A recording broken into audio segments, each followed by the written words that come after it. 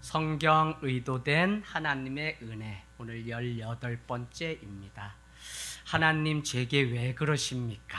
이렇게 제목을 정해보았습니다. 우리는 살아가면서 수도 없는 의문 속에 살아가요. 그런 나머지 늘 질문하면서 살아갑니다.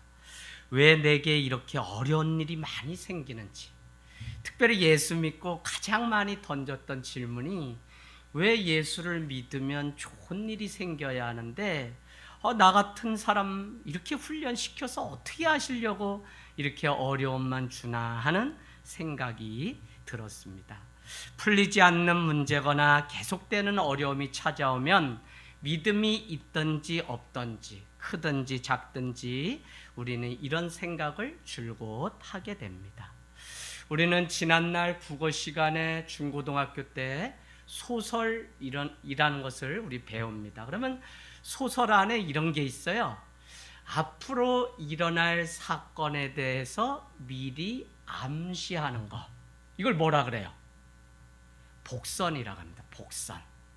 그러니까 이런 뭘 복선으로 이렇게 깔아놔요. 그러면 그 일 뒤에는 반드시 무슨 일이 일어난다고 하는 것들을 우리가 추측해 볼 수 있는 것. 그래서 저는 오늘 말씀 제목과 같이 감춰진 의도가 그 안에 있는 그 복선이 바로 이 성경 말씀 가운데, 또 우리가 신앙생활을 하면서 지금은 보거나 또 알 수 없지만 하나님의 감춰진 의도가 반드시 있다는 것입니다. 그래서 수도 없는 사건과 사고 속에서 우리는 여전히 하나님이 하실 계획이 있다고 믿는 믿음 때문에 우리는 담대하게 하나님 앞에 나아갈 수 있는 것입니다. 오늘 아버지의 심부름을 갔던 요셉은 그냥 단순히 그 심부름을 갔을 뿐인데 20년의 세월이 걸릴 정도로 다시는 돌아오지 못할 그 심부름을 가게 됩니다. 특별히 우리가 잘 아는 것처럼 세겜이라는 곳에 양을 치던 형들이 잘 있는지 없는지 알아보기 위하여 갔던 것은 그 디나라고 하는 딸이 그곳에 세겜에서 이렇게 겁탈을 당하는 일들을 겪었기 때문에 그곳에 있는 자녀들이 얼마나 위험한지 알고 있었어요. 그래서 이 요셉을 통하여 그곳에 다녀올 것을 심부름시켰을 뿐인데 그곳에 갔더니 이미 그곳에 있지 않고 지나가던 사람에게 물었더니 풀을 먹이기 위하여 멀리 갔다고 해서 떠난 것이 세겜에서 20km 정도 떨어진 도단이라는 곳에 갔다가 그곳에서 애굽으로 팔려가는 구덩이에 버려진 그 일들이 있었다는 것입니다. 여러분, 단순히 아버지의 심부름을 갔다가 다시는 돌아오지 못하게 될 줄 누가 알았습니까? 애굽의 이방 땅에 형들이 자기를 팔아서 그곳에서 영원히 돌아오지 못할, 그래서 애굽의 총리가 되어 부모님을 만나기까지 20여 년의 세월이 걸렸고요. 종살이만 한 것이 13년의 세월이 걸렸으니 요셉의 인생이 꿈을 꾸었기 때문에 이와 같은 일들이 일어났던 것을 우리는 보게 됩니다. 그는 이 많은 사건 속에서도 의심과 불신이 아닌 하나님의 일하심이 있음을 믿는 믿음이 요셉에게 있었다고 봅니다. 요셉은 애굽에 가서 또 다른 훈련을 받게 됩니다. 그가 머문 곳은 바로의 신하 친위대장 보디발의 집입니다. 오늘 1절 말씀은 이스마엘 사람으로부터 사온 것이다 라고 표현하고 있는 것으로 보아서 당시 은 20에 불과한 요셉의 인생은 애굽 땅에 이렇게 팔려가서 보디발의 집에 노예로 가게 된 것입니다. 그러니까 노예의 인생이 얼마나 비참하겠습니까? 그럼에도 불구하고 오늘 말씀 여러분이 한번 표시해 볼까요? 2절에 형통이라는 단어가 등장합니다. 그런가 하면 오늘 23절 말씀이 맞춰지면서 다시 형통이라고 하는 단어가 등장합니다. 형통에서 시작해서 형통으로 끝나기까지 우리가 오늘 잘 아는 것처럼 그 보디발의 아내의 유혹을 뿌리쳤다가 그는 옥에 갇히는 일들. 그래서 신학을 공부한 사람들은 바로 이것을 샌드위치 구조다라고 이야기합니다. 제가 여러분께 드리고 싶은 말씀은 오늘 형통으로 시작한 이 요셉의 인생은 형통으로 마쳤지만 우리가 아는 그 형통함은 아무 일도 일어나지 않고 적게 투자하여서 많은 것을 얻을 때 우리는 형통하구나, 어려운 길을 잘 이리저리 피해가는 것을 형통하다고 우리는 생각하는데 요셉의 인생은 그렇지 않았다는 것입니다. 여러분 다시 한번 표시해 볼까요? 2절, 3절에 등장하는 형통이라는 단어를 한번 동그라미를 쳐놓으시면 좋겠습니다. 그런가 하면 21절에 은혜를 받았다는 그 은혜, 함께 했다라고 하는 그 함께라고 하는 단어가 등장하고 23절은 다시 여호와께서 함께 하심으로 형통했다는 것입니다. 여러분 이 형통이라고 하는 단어는 그냥 내가 아무 문제도 일어나지 않고 그냥 날마다 그냥 뭐 로또를 긁었더니 척 그냥 몇 억짜리가 맞고 또 그냥 몇 번 기도했을 뿐인데 아들이 서울대 가고 하는 이런 단순한 논리가 아니라 오늘 성경이 말하는 형통은 2절, 3절, 21절, 23절과 같이 여호와와 함께하는 것이 형통이라는 것을 우리에게 가르쳐주고 있습니다. 할렐루야. 그래서 내가 어느 곳에 있든지 믿는 자는 내가 하나님을 붙잡고 하나님과 함께 동행하는 삶이면 그 자리가 형통한 자리입니다. 그래서 출애굽기 3장은 가시떨기 가운데 80의 모세의 인생이 부름받았을 때 하나님은 그에게 음성을 들려주는데 그것은 뭐냐면 모세야 내가 선 곳은 거룩한 곳이니 그곳에 신을 벗으라는 것입니다. 하나님과 함께하는 형통한 사람이 있는 그곳에는 거룩한 하나님의 땅이 됩니다. 그래서 믿는 우리의 삶이 왜 중요하냐? 우리가 믿음 가지고 하나님과 함께한다면 믿지 않는 애굽의 한 가정에 들어갔을지라도 그 가정이 하나님의 형통함을 오늘 요셉 때문에 경험한 같이 믿는 우리가 오늘날 이 교회가 믿는 성도가 잘 살아내야 되는 이유가 바로 우리를 통해서 이 땅과 이 민족 열방이 주께로 그 영혼이 형통함을 보고 맛볼 수 있는 은혜가 가능하기 때문에 그렇습니다. 여러분 요셉이 형과 아버지에게 자기가 꾸었던 꿈을 이야기했습니다. 제가 지난주 분명히 말씀드리기는 이 꿈이 만일 요셉이 자기의 욕심 때문에 꾸었다고 말하는 꿈이라면 많은 환난과 연단 속에서 이 꿈은 물거품이 될 것이에요. 오늘 우리가 꿈을 가지고 무슨 뭘 한다고 해요. 그러나 이것이 그냥 하나님이 주신 꿈이 아니라 우리가 꾸는 꿈이 되고 욕심이 된다면 이것은 많은 과정을 통해서 물거품이 됩니다. 그래서 제가 지난주에 뭐라고 말씀드렸냐면 요셉이 자기 욕심 때문에 꾼 꿈인지 아니면 하나님이 진짜 주신 꿈이라면 어떤 위기와 환난 속에서도 이 꿈은 반드시 이루어지기 때문에 이 꿈이 누구의 꿈인지 한번 보자고 하는 말씀을 드렸습니다. 오늘 노예로 끌려간 이 요셉은 애굽 주인이 봐도 범사에 형통하다는 것을 보고 알 수 있었습니다. 우리 3절 볼까요? 그의 주인이 여호와께서 요셉과 함께 하심을 보며 또 여호와께서 그의 범사에 형통하게 하심을 보았다는 것입니다. 여러분 믿지 않는 자죠? 오늘 애굽 사람입니다. 그럼에도 불구하고 노예로 팔려온 요셉의 삶이 하나님이 함께 하심을 그가 보았고 또한 더 놀라운 것은 어떻게 해요? 그를 통해서 형통한 것을 보았어요. 저는 지난주에 여러분께 이렇게 말씀드렸습니다. 요셉이 하나님의 그 꿈을 꾸었다고 해도 반드시 그가 하나님 앞에 훈련받아야 하고 연단받아야 하는 이유는 형님들 내 꿈을 한번 들어보시오 라고 하는, 그래서 꿈의 내용이 문제가 아니라 그가 하고 있는 말투, 즉 겸손함의 자세가 아니라 그는 자기의 의와 자기 자랑이 그 안에 감춰진 채 아버지와 그 형제들에게 이야기했기 때문에 요셉의 그 꿈이 이루어지기까지는 엄청난 훈련이 있을 것이라고 말씀드렸습니다. 벌써 그 구덩이에서 버림받고 형들이 그 옷을 찢어서 피를 묻히고 했던 이 염소 피를 묻혔던 이 사건을 통해서 이스마엘의 그 사람들을 통해서 애굽까지 팔려오는 과정을 통해서 오늘 요셉은 또 하나님의 쓰임 가운데 훈련받았기 때문에 오늘 애굽의 그 주인이 보디발이 보았을 때 그의 삶은 벌써 형통한 삶으로 뭔가 믿는 자의 삶이 다르다고 하는 것을 오늘 성경은 우리에게 말씀하고 있다는 것입니다. 여러분, 신앙은 두 가지 신앙이 있습니다. 내가 무엇을 했다고 자랑하고 드러내는 신앙이 있습니다. 그러나 그것은 세상에서도 원하지 않을 뿐더러 오늘 우리가 살아가는 시대는 더 그래요. 그러면 어떤 신앙이 또 있냐? 가만히 있어도 드러나는 신앙이 있다는 것입니다. 그래서 저 사람이 그냥 하나님과 함께하고 그냥 있는데 재밌게도 그의 믿음 생활, 그의 삶에 그냥 이렇게 드러나는 거예요.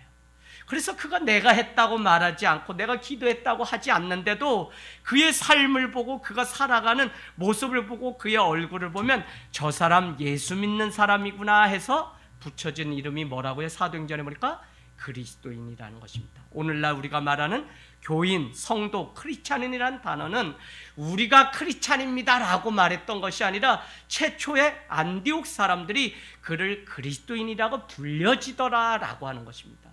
그 이유는 무엇이냐면 그가 가만히 있어도 그들의 삶을 보고 뭔가 다른 삶 때문에 그들을 매력적인 삶 때문에 형통한 삶인 것을 믿지 않는 자들도 알 수 있었다는 것입니다. 저는 지금 코로나 때야말로 우리가 자세를 낮추고 더 정말 주님의 마음으로 살아가야 될 이유는 이것입니다. 무엇이냐면 겸손이에요. 겸손. 제가 그냥 많은 사람들 만나는데 저는 겸손하지 않은 사람은 상대를 안 합니다. 교인도 그래요. 몇 번이고 10번이고 다 참아줘. 근데 이제 알만한데도 여전히 그냥 무례하면 이 사람은 그냥 나가서 더 사람 되고 오는 게 낫지 제가 어떻게 못해요. 제가 왜 이 말씀을 드리냐면 많은 사건들이 있어서 매스컴에 막 드러나는 거 보면 제가 이 설교하기가 두렵더라니까. 왜요? 그냥 문제가 생기면 어떻게 캡처해서 문제되는 내용만 딱 하는데 그 내용이 다 뭐냐면 너무 내가 마치 하나님인 것처럼 내가 뭐 하면 다 되는 것처럼 나만 하나님의 사람인 것처럼 하는 그런 자세가 무엇인가를 했어도 세상에 조롱거리가 되고 지탄이 되니까 어디 가서 막 안다고 말을 할 수 없는 이런 상황이 그래서 늘 겸손함이 우리에게 훈련. 그래서 여러분, 낮아지는 자가 교회 들어온다고 제가 이 입구에 필립 얀시의 글을 쓴 게 괜한 얘기가 아니에요. 교회는 신자는 낮은 자가 들어와서 높아질 수 있는 곳이고 높은 자는 못 들어와요. 반드시 낮아져야만 들어올 수 있는 곳이 교회고 그리스도인이 됩니다. 그러려면 우리 삶이 날마다 오늘 요셉이 누가 봐도 형통한 삶이었던 것처럼 그 단서는 무엇이냐면 다른 거 아닌 것 같아요. 하나님이 함께 하시면, 정말 하나님이 내 삶에 늘 함께 하시면 어떻게 되냐면요, 겸손할 수밖에 없는 것 같아요. 근데 제가 제 자신을 봐도 그렇지 않게 되면 그냥 이렇게 되죠. 그래서 여러분, 늘 겸손함이 우리 가운데 너무 중요한데 오늘 성경은 뭐라고 말씀하고 있냐면 4절에 보세요. 그의 주인에게 뭐를 입었다고요? 은혜를 입었다는 거예요. 은혜라고 하는 단어는 정말 아무것도 나는 보잘것없는 존재인데 하나님이 나를 기억하고 오늘 보디발 그 애굽 사람이 그 요셉의 삶을 기억하고 내 능력 이상으로 그를 인정해 주는 것을 우리는 은혜라고 합니다. 은혜를 입어서 오늘 우리는 예배드리고 은혜를 입었기 때문에 오늘 이 자리에 있을 수 있는 거예요. 근데 이 원리를 모르게 되면 이 은혜를 값싼 은혜로 여겨서 정말 죄 가운데 다 죽었던 사람 건져놓으면 이 은혜가 온데간데 없이 세상으로만 그냥 살아가는 것을 우리는 많이 보게 됩니다. 여러분, 은혜를 입었더니 그가 어떻게 됐다고요? 가정의 총무가 되었다는 것입니다. 보디발의 모든 소유를 다 맡았던 사람이 가정의 총무입니다. 더 재밌는 것은 하나님께서 5절 말씀을 보니까 애굽 사람의 집에 복을 내리심으로 여호와의 복이 그의 집과 밭에 있는 모든 소유에 미쳤다는 것입니다. 오늘 요셉이 하나님과 함께 형통하고 요셉이 그 주인의 은혜를 입어서 총무의 역할을 감당하게 되니까 요셉이 가는 곳마다 하나님이 그곳에 다 밭이든지 어디든지 은혜를 더 부어주시는 것을 보게 됩니다. 결국 하나님의 복은요, 하나님과 함께하는 사람으로 인해서 누리고 퍼져가는 거예요. 그래서 여러분 한번 말씀 볼까요? 우리가 누구라고요? 창세기, 우리 세교 사랑 나눔 때 다 나누는 것입니다. 우리 2장 3절, 창세기 2장 3절, 하나님이 그 일곱째 날을 어떻게 해요? 복되게 하사 거룩하게 하셨으니 이는 하나님이 그 창조하시며 만드시던 모든 일을 마치시고 그날에 안식하셨습니다. 안식은 완전히 스탑하는 거예요. 여러분, 예배를 드린다는 것은 내가 뭐 그날 가서 뭘 한다가 아니라 완전히 스탑입니다. 이 안식은. 그래서 예배를 왜 우리가 온전히 못 드리냐? 일을 스탑하고 생각을 스탑하고 우리 만남을 스탑하지 않기 때문에, 세상 것을 멈추지 않기 때문에 우리가 하나님 앞에 못 멈추는 거예요. 예배는 하나님 앞에 멈추는 거잖아요. 근데 오늘 뭐라 그래요? 사람을 지으시고 일곱째 날에 복을 주셨다는 것입니다. 여러분, 선교 왜 해야 되는지 아세요? 선교는 우리에게 주신 이 하나님의 복을 흘려보내고 나누는 것이 선교의 아주 이 창세기의 기본적인 개념입니다. 그래서 내가 이 받은 하나님의 은혜, 이 형통함을 나만 먹고 없애는 게 아니라, 내가 이 과일을 심었더니 과일에 여러 개가 나면 어떻게 그것을 이웃에게 나눠준 같이, 내가 이미 하나님을 먼저 만나서 하나님의 축복을 누리고 사니까 당연히 이것이 나만 갖는 것이 아니라 전도로, 선교로 나가서 반드시 줘야죠. 왜요?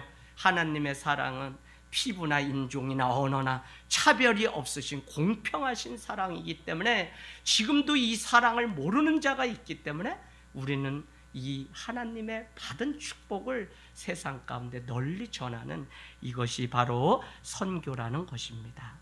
여러분, 오늘 하나님과 함께하는 요셉이었기에 그가 가는 곳마다 결론은 형통이 있었다는 것입니다.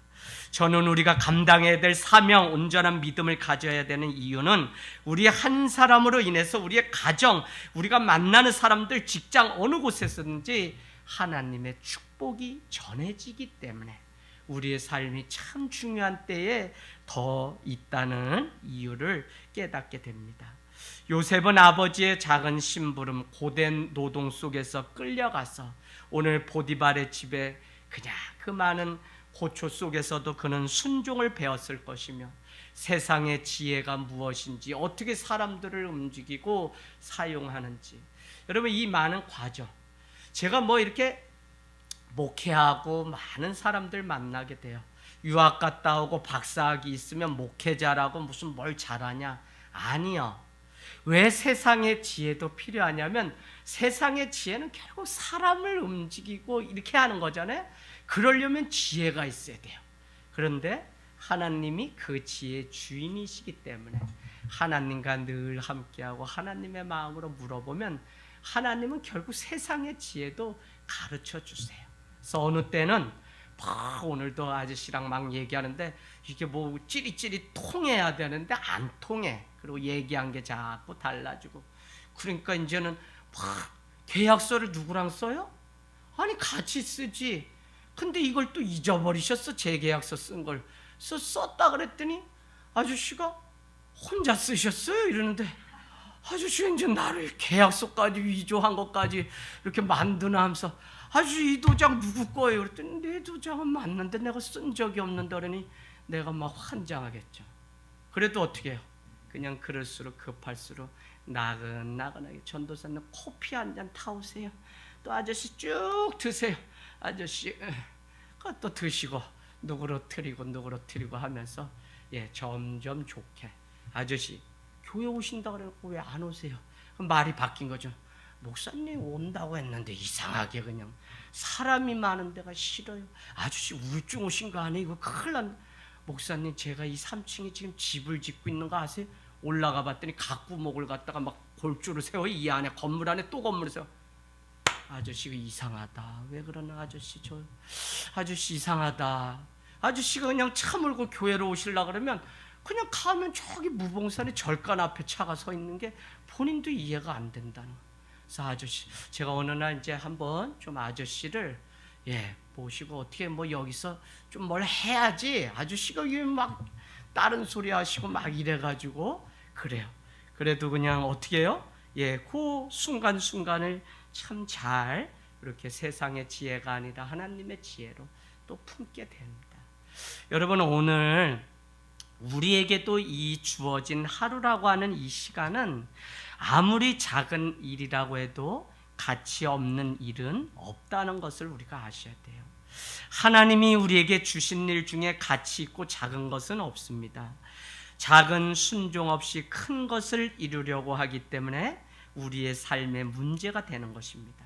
내 눈에는 작게 보이는 것일지라도 하나님은 그 한 달란트 앞에서 순종한 그 종을 축복하시지, 한 달란트가 아무 능력도 없고 아무것도 아니라고 생각한 나머지 그냥 땅 밑에 묻어놨던 그 무익한 종을 혼을 내게 되고 그는 밖에 나가 이를 갈면서 심히 통곡하는 일이 있어요. 여러분, 작은 일에 순종하는 그것이 결국 큰 일에도 순종합니다. 그렇기 때문에 주어진 환경 속에서 우리 삶의 모든 순간이 다 순종이야. 제 부모님하고도 전화해보면 이제는 뭐 또 달라요. 막 연세 드시고 이러니까 또 다르지. 난 장남이니까 무슨 일 있으면 또 전화 오지. 막 뭐 중요할 때 전화. 어제죠? 며칠 전에도 또 핸드폰이 또 어떻게 분실하셨어. 핸드폰은 3개월에 한 번씩 새로 하시는데 또 어디에다가 잃어버리셨는지 몰라.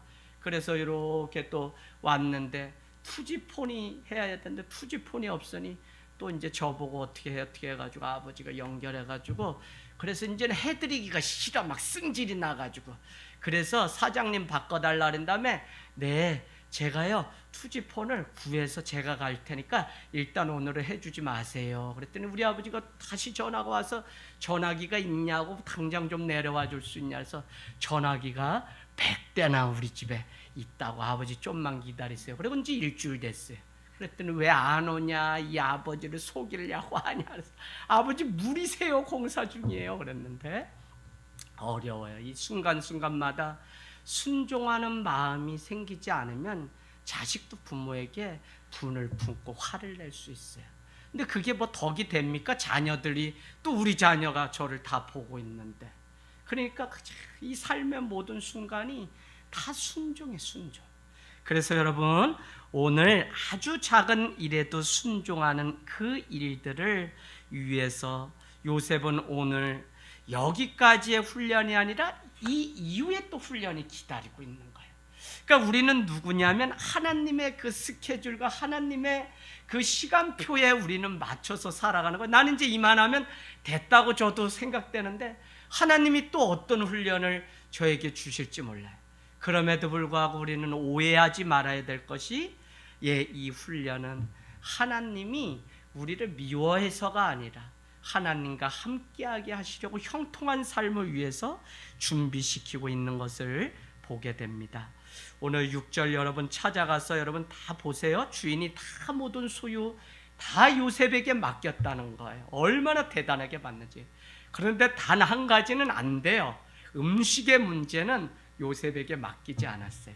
왜 그러냐면 음식을 같이 먹는 것은 애굽 사람이 봐도 히브리 사람과 같이 먹으면 부정하다고 그들도 생각하고, 또 히브리 사람은 어떻게 해요?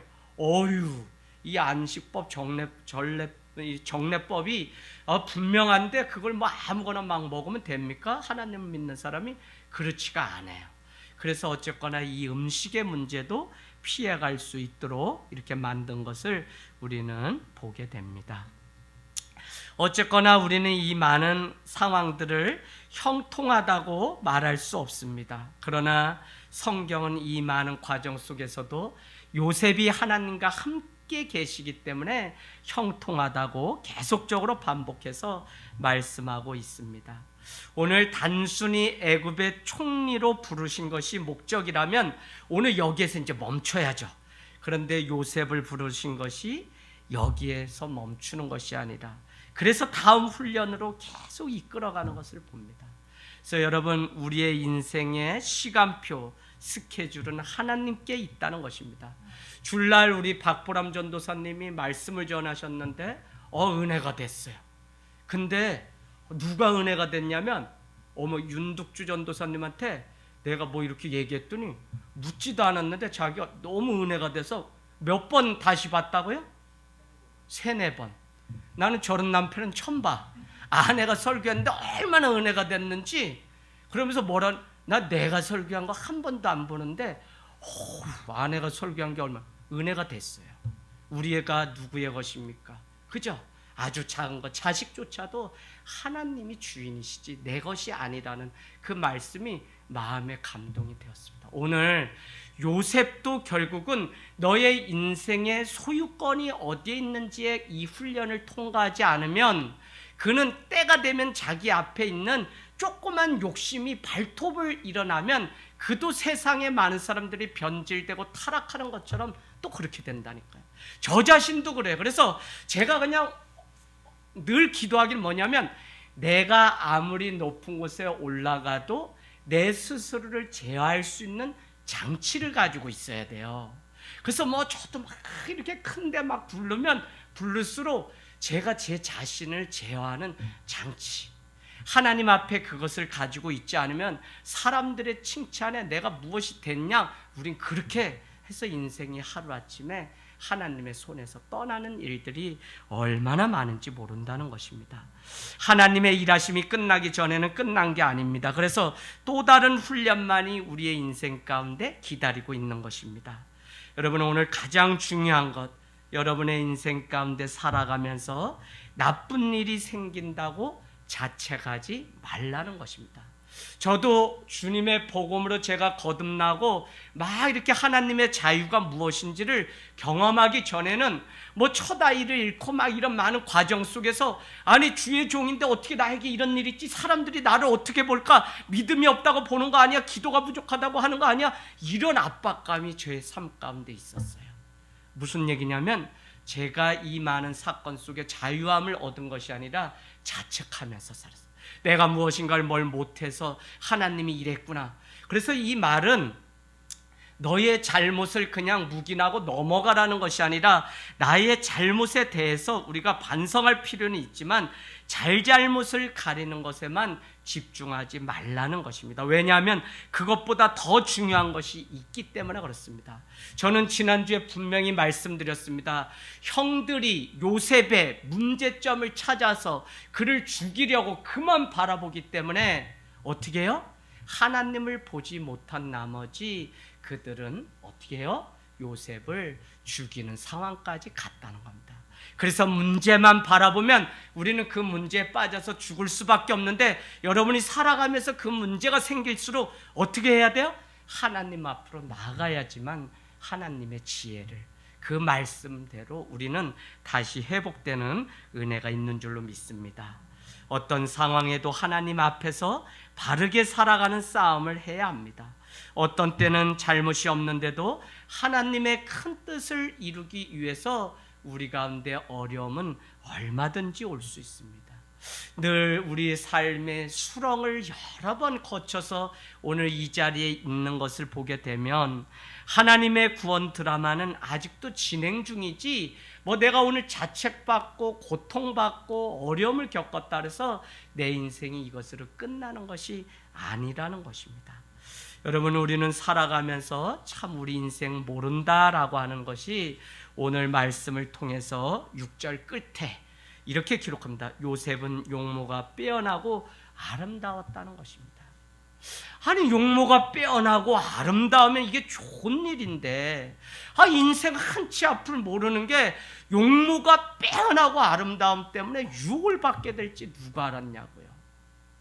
나는 그래서 내가 그냥 잘 안 생긴 게 감사해. 나 솔직히 누가 치아를 목사님 그래도 서울 목회를 하려면 2천만 원을 들여서 치아가 이렇게 덜칠했는데 그냥 좀 집어넣으면 얼마나 좋습니까? 그래서 제가 한 800까지 해주시겠다 그래서 강남에 집사님 거기에 가려고 했다니까요.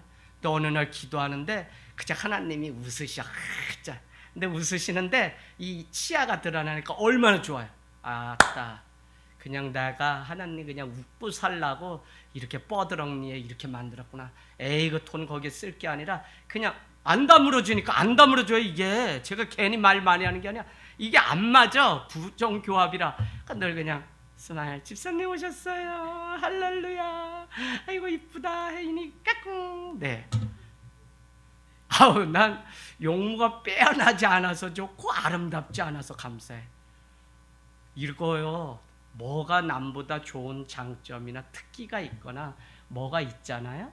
그때부터는 관리가 필요하고 그때부터는 겸손이 필요해요. 내가 영적으로 뛰어난 은사가 있고 내가 남들보다 뭐 나은 것이 있으면 사실은 그것 때문에 시기와 미움을 받게 돼요.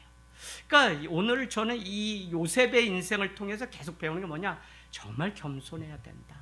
너에게 더 좋은 여건과 환경이 찾아올수록 눈앞에 그것을 내 손에 잡을 수 있는 때가 와도 그때도 겸손하고 양보하고 또 기다릴 수 있는 그게 진짜 믿음이구나 하는 생각이 듭니다. 여러분 오늘 제 자신을 지키기 위해서 우리는 겸손함이 어느 때인가 제가 만나는 사람들 이렇게 보니까 뭐 이렇게 조금 더 큰 무대 가서 사람만 더 큰 무대 지금 방송도 2번 출연을 2월 달에만 합니다. 그래도 전 뭐 그게 자랑도 아니에요. 그래서 사람들이 보면 막 연락 오고 목사님 막 그러죠. 근데 제가 드리고 싶은 건 뭐냐면 큰 데 가서 큰 사람들 만나니까 이렇게 사석에서 같이 밥을 먹고 막 얘기하면 이분이 목사님인지 사업자인지 막 오해가 될 좀. 되게 좋게 이미지 있고 막 이랬는데 말하는 거 보면 사업자처럼 교회를 막 운영하는 이야기를 들으면 제가 시험이 들어요. 그러니까 그냥 그런 분들하고 막 어울리는 게 뭐 제가 뭐 되는 게 아니라 그냥 도로 어디로 와요? 제가 어디로 가요? 서울 갔다 어디로 와요? 네? 오산으로 와요. 오산. 아버님 상행선 타야지 인생 대박 나는 게 아니라 진짜 상행선 타봤잖아요. 결국은 저기 정상에 가면 반드시 정상은 우리 사람 못 살아요. 공기도 없고 추워요. 내려와야 돼요. 그래서 우리는 겸손과 낮아짐의 삶이 몸에 배지 않으면 그래서 여러분 오산이 오산이다 아니다 아니에요. 오산에 오면 먹을 것도 없고 까마귀 새끼만 많고 큰 눈비 오고 전염병 돌았다면 요 송탄서부터 미군 부대 슉슉슉슉 해서 꼭 오산 비행장에 뭐가 있다고 뭐 어쩌고 저쩌고. 그 오산은 참 겸손할 수밖에 없어요. 뭐 누가 뭐 주질 않는데 뭐 저한테도 뭐라 그랬냐면 젊은 사람이 왜 서울에서 오산까지 왔어요? 오산인데 이러고 약 올리기나 하지 뭐 누가 뭐 도와줘요? 거기다 대고 요새 까마귀도 다 죽었는데 목사님 누가 도와줄 까마귀도 없는데 아휴 그러니 뭐 그냥 하나님 앞에 기도하고 하나님 나 안 살려주면 나 죽어요 오늘 죽어요 이러고 악쓰다 보니 그냥 기도하고 그래서 10여 년을 그냥 저녁마다 뭐 논바닥에 가서도 기도하고 이래서 목이 늘 그냥 그랬었는데 코로나 기간에 좋아졌잖아요. 그래도 우리가 그래가지고 제가 이제 오늘 오랜만에 여기 다리 밑에 가서 족구를 하는데 패스하고서 제가 저한테 올려달라고 소리쳤더니 도로 이 목이 쭉 찢어지면서 이젠 갔어. 오산 와가지고 내 청춘 다 바치고 모강지 이거 다 가고 뭐 용모 빼어나지 않고 원래 아름답지도 않았고 하나님 보시기에 좋은 거죠. 그죠? 할렐루야. 네, 장혜자 집사님 할렐루야. 네, 아이고 참. 7절 말씀 한번 볼까요? 주인 보디발의 아내가 요셉에게 이제 아주 일 났어요. 나 이거 참 눈치 잡고 하면 눈짓하면 조심해야 돼요. 남자들은 여자가 눈짓하면 조심해야 돼요. 왜? 눈짓 자꾸 하면 오늘 요셉과 같이 자꾸 동침하자고 얘기하고 또 아내가 자꾸 눈치 보내면 주책 맞게 가만히 있으라고 하는 자꾸 하면 혼난다는 이 눈짓이기 때문에 눈짓은 항상 조심해야 되는 거예요. 눈짓. 근데 오늘 말씀해 보니까 7절에 자꾸 눈짓하다가 동침하죠. 끌어당기니 이게 문제가 생겼잖아요. 아름답지도 않고 용모도 뛰어나지 않으면 안 그랬을 텐데 이 좋은 게 이렇게 또 문제가 되네요. 그래서 8절에서 9절 보세요. 내 주인이 집안의 모든 소유는 다 간섭하지 아니하고 다 내 손에 위탁하였으니 이 집에 나보다 큰 이가 어딨냐. 주인이 아무것도 내게 금하지 아니하였으니 금한 것은 당신뿐이니 당신은 그의 아내입니다 라고 그렇게 얘기합니다. 요셉의 신앙은 겸손했던 것 같아요. 겸손은 그냥 예 이게 아니라 자기의 위치를 아는 것이고, 겸손은 자기의 그 소유로 여기지 않고 그냥 자신의 위치를 놓치지 않고 그 유혹과 그 많은 것들을 가질 수 있음에도 불구하고 내 것이 아니기 때문에 거절할 수 있는 이게 겸손입니다. 우리가 사회생활하고 뉴스에 뭐 이런 막 일들이 일어나요. 뭐 그리고 뭐 로비를 했더니 뭐 돈을 받았다 청탁을 뭐 했다 막 이런 걸로 막 많은 일들 나요. 왜 유혹이 오고 왜 시험이 오냐면 내 것이 아닌데, 내 소유가 아닌데 그것을 가지려고 욕심을 내기 때문에 안 돼요. 그래서 겸손은 뭐냐면 그냥 내내 하고 허리 이게 아니라 소유권이 어디에 있는지, 즉 주인이 누구인지를 분명히 알고 자기의 위치가 어딘지를 분명히 놓치지 않는 게, 그게 겸손이에요. 그래서 여러분, 자기의 것이 아닌 것을 자기 것처럼 여긴다면 그것은 9절에 보니까 죄악이라는 거예요. 큰 죄악. 하나님께 죄를 짓는 겁니다. 왜 내 게 아닌데 내 것처럼. 여러분, 주님의 제자지 이재학 목사의 제자라는 말도 틀린 말이에요. 하늘땅교회에 다니는 이거는 하나님의 백성이 되는 데 관심 있는 거지, 무슨 하늘땅교회 교인 되는 거 이거 아니에요. 더 큰 하나님의 우주적인 이 성경을 제대로 이해하면 제 제자 되지 마세요. 제가 예수 그리스도를 본받아 따르는 것처럼 여러분도 예수님의 제자가 돼야지, 그냥 인간적인 관계가 막 돼가지고 뭐 해서 여러분 그렇게 하다가 교회도 문 닫고 목사도 망하고 다 그러는 일이 얼마나 많아. 정확하게 성경적으로 가르치고 성경적으로 알아야 돼요. 그냥 나에게 말씀을 가르치는 선생 정도일 수는 있어도 저도 여러분이나 뭐 아무것도 아니에요. 그냥 말씀 전해야 되니까 앞에 서서 더 신학을 공부하고 뭘 하고 더 말씀 이 일에 매진하니까 한 자라도 더 이렇게 나눌 수 있는 것뿐이지 다 똑같은 성도입니다. 죽을 때까지 이 온전함을 위해서 내가 날마다 나를 쳐서 복종하는 겸손이 없으면 제가 여러분보다 더 먼저 무너지고 더 세상 가운데 발가벗겨져요.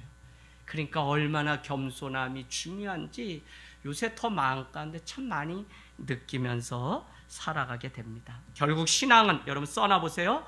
자신이 해야 할 것과 하지 말아야 할 것을 구별하는 것이 신앙입니다. 내가 해야 할 것과 하지 말아야 될 것. 오늘 보디발의 그 아내를 내 것으로 소유로 내가 여길 것인지 말 것인지의 싸움인데 그는 분명히 아니라고 했기 때문에 이 유혹을 끊어치웠어요. 여러분, 아닌데 오해도 받고 모함도 받고 막 이러잖아요, 우리 살아가면서.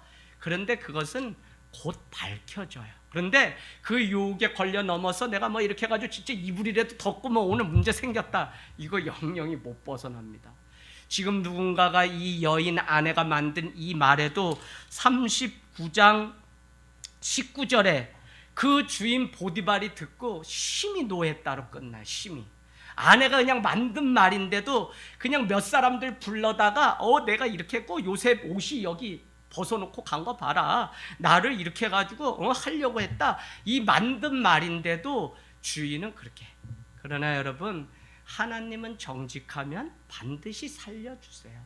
그래서 또 어떤 일이 생기죠? 21절에 보니까 이제 옥에 갇히게 되는데 간수장이 하나님의 은혜를 받게 되었다는, 은혜 받으면 뭐가 진짜인지 아닌지 구별하게 돼요. 이 간수장이 결국은 어떻게 돼요? 그 꿈 또 애굽의 그 왕의 문제 이런 것들을 다 해석하게 요셉을 통해서 해서 결국은 애굽의 총리가 되게 하는 역할을 누가 하냐? 이 간수장이 그 역할을 하게 됩니다. 참, 그러니 하나님의 이 일하심이라는 것은 작은 만남, 잠깐 스치는 만남이라도 헛된 게 하나도 없어요. 그래서 저는 하루라도 하늘땅교회 다녀가시면 다 우리 성도고 그날부터 그냥 변함없이 기도를 했지, 아니 여기가 뭐 있다가 싫다 그래서 떠날 수 있잖아요. 그래서 축복해서 보내고 다 이렇게 해서 하고 지금까지도 그 자녀까지 기도했지, 제가 그냥 뭐 빈말로 기도합니다 해본 적이 없어요. 그러니까 여러분, 참 이 하나님이 아시고 하나님이 보신다고 하는 이 믿음 때문에 할 수 있는 거죠. 그러니까 이게 참 얼마나 중요한지. 그래서 해야 할 것과 하지 말아야 할 것을 구별하는 것. 누구의 것인지에 대한 분명한 소유권이 정해지지 않으면 우리는 죄를 짓게 됩니다. 오늘 여인은 동침을 거절하자 자신의 행동을 본 사람이 아무도 없는 것을 11절에 보니까 알게 되니까 그때부터 이제 이 일을 꾸미게 돼요. 어떻게 꾸미냐? 자신과 동침하자는 그 여인의 청을 거부하자 옷을 버려두고 요셉이 도망가게 됩니다. 그랬더니 그 여인의 손에 있는 요셉의 그 옷을 보여주면서 그 집에 있는 사환들, 종들을 불러서 이제 모함하기 시작합니다. 요셉은 죄가 될 것에 대해서 분명히 거절하고요. 오히려 그 자리를 피하는 것이 죄를 이기는 방법이라고 생각했기 때문에 죄가 있는 곳은 아예 그 자리를 떠났어요. 믿는 성도들도 행여라도 아니 우리가 뭐 그냥 그곳에 올려보고 더 죄가 뭔지 맛도 봐야지 뭐 안다 그러면서 막 죄가 있는 곳에 가서 막 뒹굴고 술도 먹어본 사람이 뭐 어떻게 저쩌고 뭐 말은 얼마나 많이 만든지 몰라요. 아니에요. 성경적인 진짜 신앙은 이것이 죄다 그러면 그걸 뭐 싸워 이기려고 굳이 할 것도 없어요. 내 믿음이 그걸 이길 믿음이 안 되면 떠나는 게 승리할 수 있는 비결입니다. 오늘 요셉은 아무것도 가지지 않았어요. 그는 종이에요. 그는 이방 사람이에요. 그들이 보기에는 팔려온 사람입니다. 그가 무슨 말로 그 많은 여건들을 이겨낼 수 있겠어요. 그는 그 자리를 피하는 것이 능사라고 생각했기 때문에 억울하든지 언제든지 그 죄와 짝하지 않고 달아난 것을 우리는 보게 됩니다. 여러분, 왜냐하면 죄는 죄와 함께 있기 때문에 생기는 것입니다. 우리가 왜 신앙이 떨어져도 하나님 앞에 나가서 예배해야 되는지 여러분 분명히 아셔야 돼요. 그것은 은혜 받기 위해서 가는 것이 아니라 그 자리에 나가지 않으면 신앙이 떨어졌기 때문에 더 죄 가운데 나가요. 그래서 이 원리를 모르니까 믿음이 없는 거예요. 여러분, 교회 다녔다 해서 믿음 있는 게 아니에요. 왜 오늘 우리가 피곤한데도 이 자리에 와서 하나님 앞에 예배하냐? 이 자리에 없으면 죄가 우리 가운데 찾아오기 때문에. 이해하시겠어요?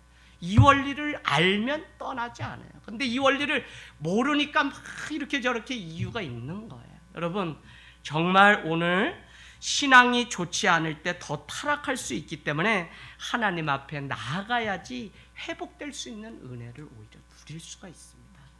저는 지금 그때가 온 것 같아요.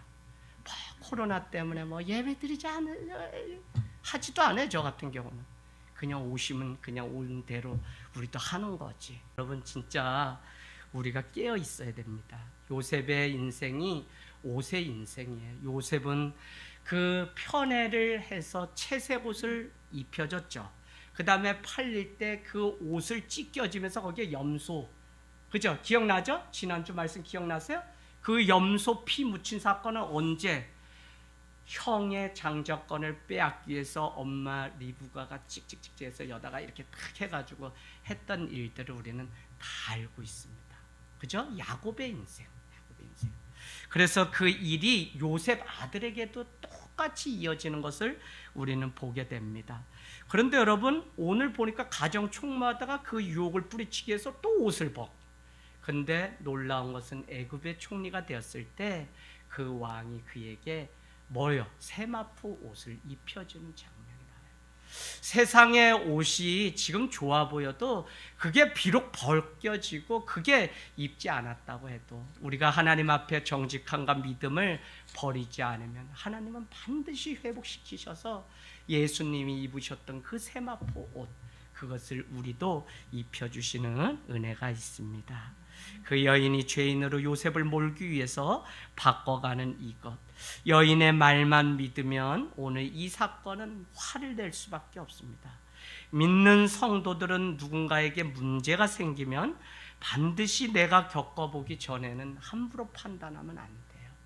제가 교회 다니면서도 이 설교를 참 많이 하는 게, 교회 안에 문제가 일어나고 분란이 일어나는데 몇 사람이 막 얘기하는 거에 그냥 삽시간에, 왜? 기도하지 않으니까. 근데 여러분, 세상 사람들하고 교인들하고 이 결탁할 때도 내가 그 사람을 겪어보지 않으면 말하지 말아야 돼요. 그 우리 원칙이지. 남이 뭐 그런 사람이라고 얘기했다고 해도 그게 아무리 나쁜 사람이라도 내가 겪어보지 않으면 거기에 섞이지 마세요. 이게 안 되니까 막 신방을 가보면 동네 사람들하고 다 섞여가지고 예 뭐 이랬는데 뭐 그냥 우리 집사님이 막 거기에 막 있고 막 그러면 때로는 제가 신방 갔다가 당황스러울 때가 있어요. 그럼 뭐 사람들 욕하고 막 그러는 거죠.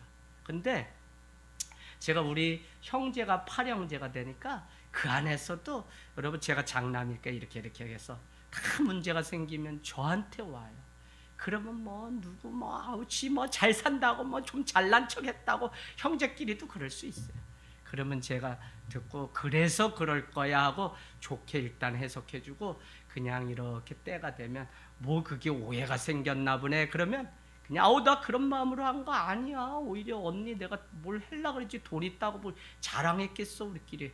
그러면 이제 누나도 자기 문제가 해결되면 아닌 거 알게 되고 또 어휴 내가 조심해야 되겠다 누나한테 말 한마디라도 이렇게 되는 거죠.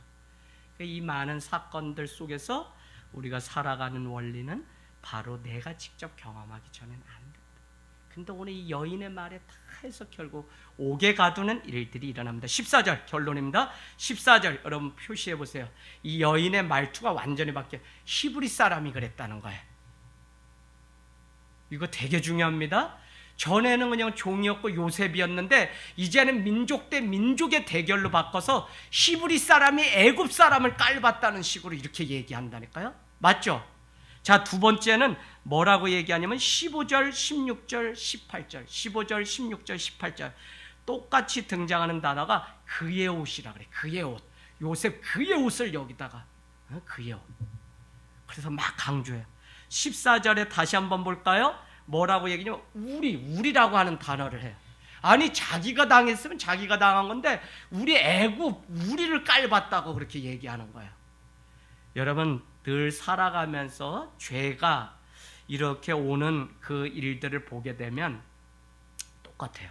이거는 어느 민족이나 뭘로 먼저 따지냐? 계급 따져요. 등급 따져요. 그 다음에 민족 따져요. 위치 따져요. 그러니까 내용이 어떻게 되냐? 너가 감히 어떻게 그 위치에 나 있는데 그렇게 할 수 있어? 이렇게 돼요.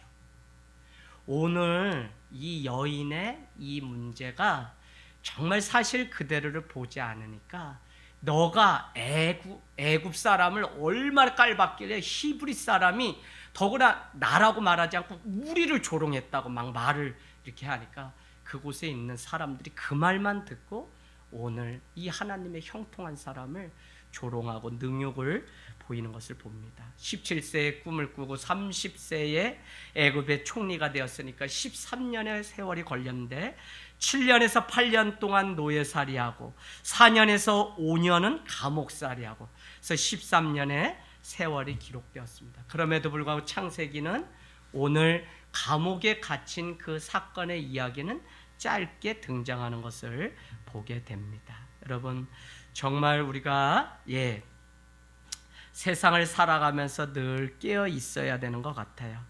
하나님보다 더 재밌는 것에 속아서 여전히 하나님을 예배하지 못하고 많은 이유와 변명을 늘어놓는 이 시대를 보면 저는 정말 우리 부모 세대가 잘 알아요.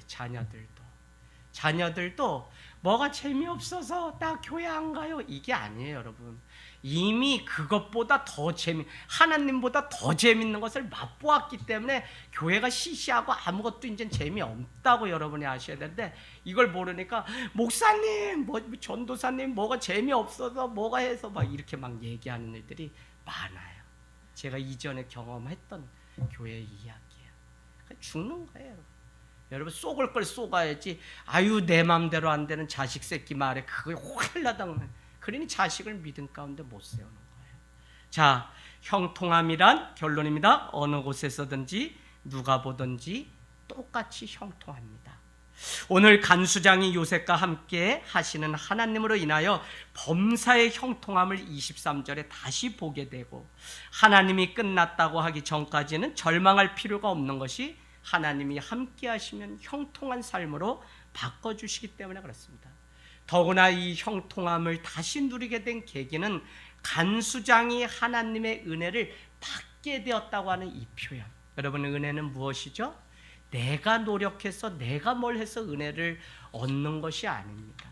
하나님이 불쌍하고 하나님 앞에 아무 공로나 자격이 없는데 오늘 간수장이 은혜를 받은 것처럼 우리에게 주셨기 때문에 우리가 누릴 수 있게 된 것이지 우리는 아무것도 안 해요. 여러분, 하나님이 은혜 주실 때 그 은혜를 잘 받아서 누려서 하나님, 오늘 요셉과 같이 형통한 하나님의 사람으로 승리하게 되기를 원합니다.